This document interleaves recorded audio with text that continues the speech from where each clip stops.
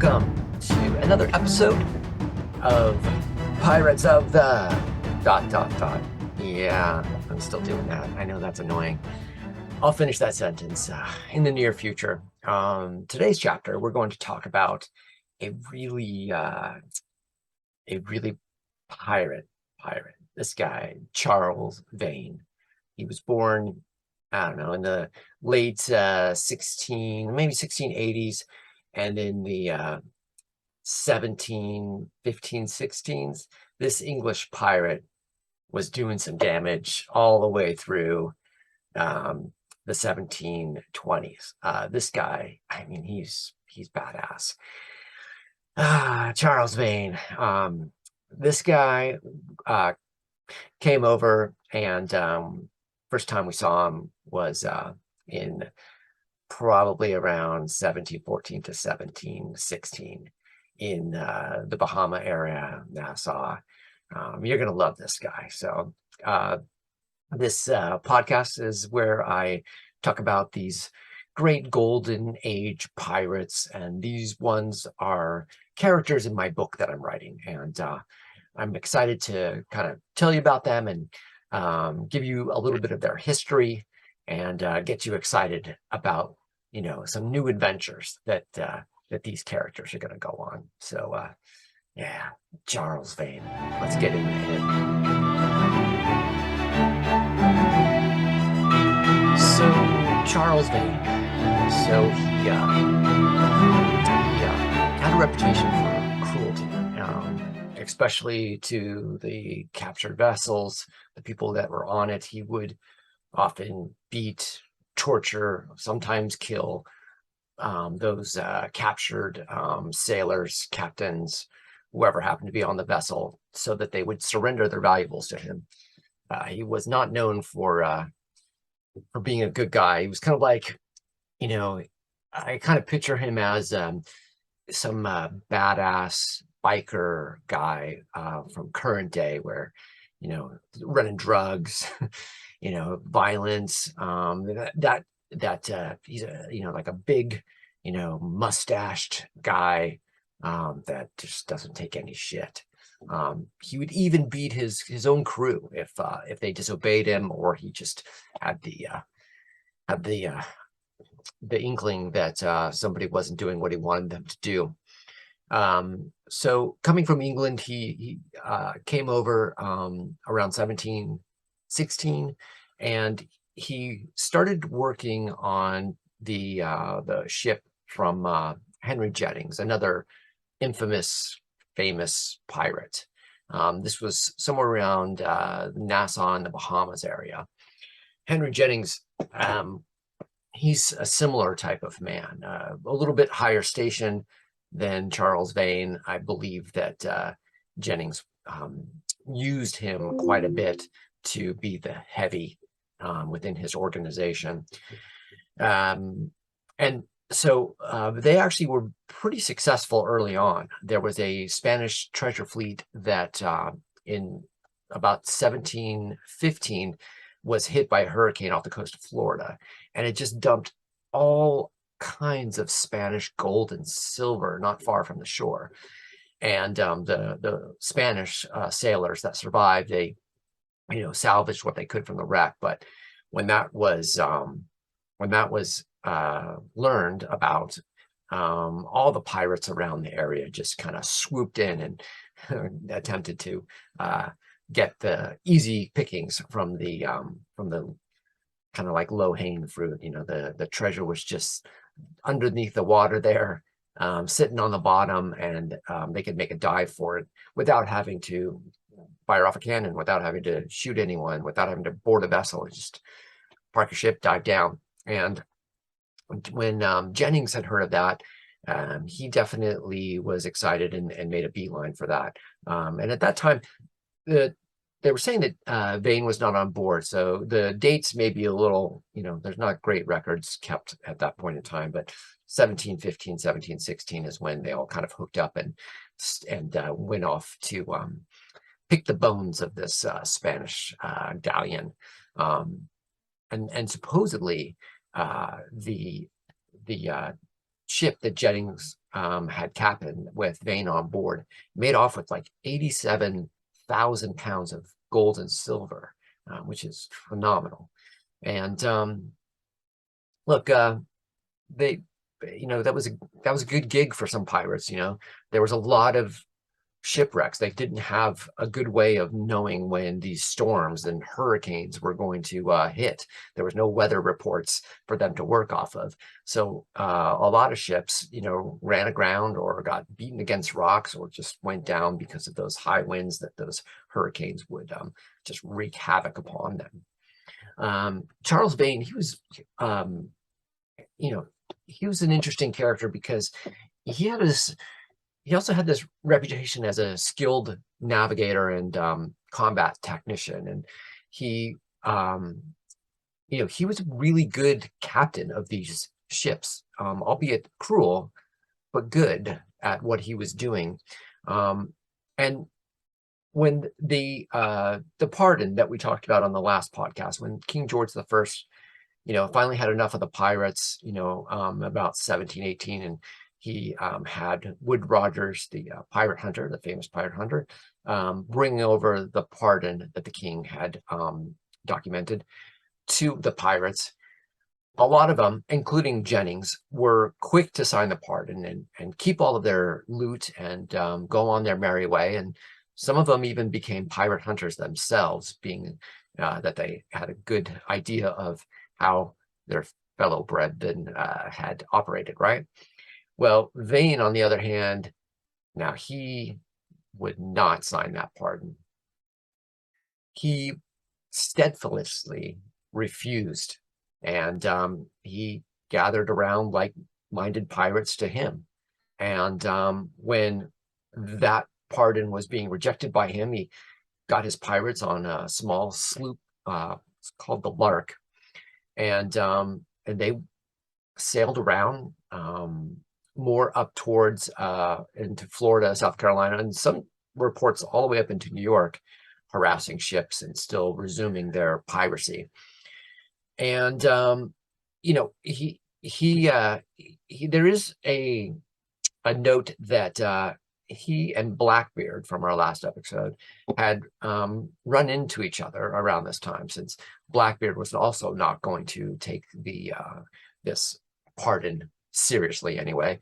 The two of them had a meeting in around North Carolina area, and Vane wanted supposedly Blackbeard to join him, and then the two of them, along with their whole armada of ships, would continue to harass the French, the Spanish, and the English. And so Blackbeard, I guess, he didn't take up with Vane, though. They did have a fantastic party for like 2 weeks straight, where they just drank and who knows what else those pirates did, but they were having a good old time in North Carolina during that moment where most of the other pirates were giving into the pardon. So there's this really, really cool instance where Vane had been trapped in this harbor, and it was around Nassau area. And so when Woodes Rogers came in, Vane, his ship had been in the harbor, and Woodes comes in and he parks all of his boats out in front of the harbor so that nobody could go in and out.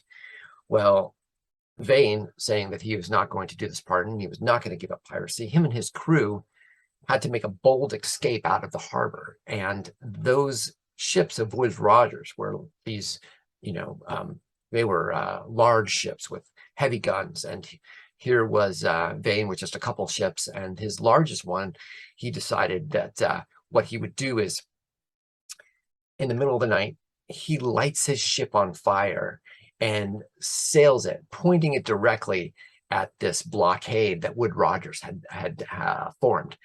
Well, no one was on this ship. It was set to go automatically, right? He rigged it up so that it would just run straight towards these ships. Well, this burning ship, the last thing you want is anything burning when you're on a wooden ship in the middle of the ocean or even the harbor at this point. So Woodes Rogers, his ships try to get away. One of the ships did get smashed by this burning ship from Vane. And during that time, Vane took a smaller boat and he was able to escape during all of this commotion. And he was firing at the Royal Navy all the while as he made his way through the blockade and out into the open ocean and got away. A lot of the stories after that are just of him going out and battling and harassing more ships and fleets. And he was just like this amazingly successful pirate in his command, right? But the problem was he had such a great success, at least as far as taking over ships and fighting, but he wasn't really that successful monetarily wise. The ships that he was taking were just small merchant ships, and they had lots of commodities. It wasn't like those galleons from the Spanish that had the gold and the silver and all of it, right? So his crew, as they continued to do this, they were beginning to get a little, depressed. They were getting frustrated that their captain wasn't finding the really great, juicy treasure that they desired. And so they actually, during one night, they saw this French ship, and it was a huge frigate, right? And they were hopeful that this thing was going to be loaded with treasure or something that was of extreme value. And so then so they're chasing it, they're harassing it, and it's nighttime. And so then when they finally get close enough and they're about to attack it, and the light is coming from daybreak, they realize that this is not some French merchant frigate, but it's a French Navy warship, and they're completely outgunned. And Vane, probably to his credit, because I don't think that they would have been able in their small sloop to attack successfully this Navy warship, he broke off the fight and he fled. Now, his crew was still, they weren't very happy about that. They kind of felt like there was a chance. They were charged up. They were ready to go. They thought that they had the advantage.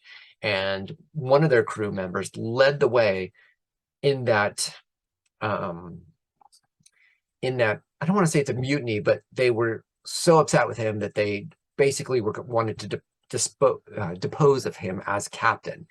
And Calico Jack, a famous pirate, this was when he was the quartermaster for Vane. He was not a captain at this point. This is how he rose to captainship. He led this revolt against Vane. So here walks Calico Jack. He's a very striking figure, well-spoken, and he convinced most of the other crew that Vane was a coward, which he clearly wasn't. He was probably totally in the right to abandon that fight and live to fight another day. But pirates will be pirates, and so they got rid of Vane. They dumped him off on an even smaller boat, and he had a crew of maybe a dozen other men who were loyal to him, and they shoved him off. And the two crews, the one with Calico Jack as captain and the one with Vane on his small, tiny little 12-person sloop, went their separate ways. And that was unfortunate for Vane, because what ended up happening then is they ended up getting shipwrecked by a storm that, these storms that just would come through this area would totally wreak havoc on all these boats, and especially the smaller ones. So Vane and his crew of 12 or 15 or something like that men, they get wrecked, and most of them drowned.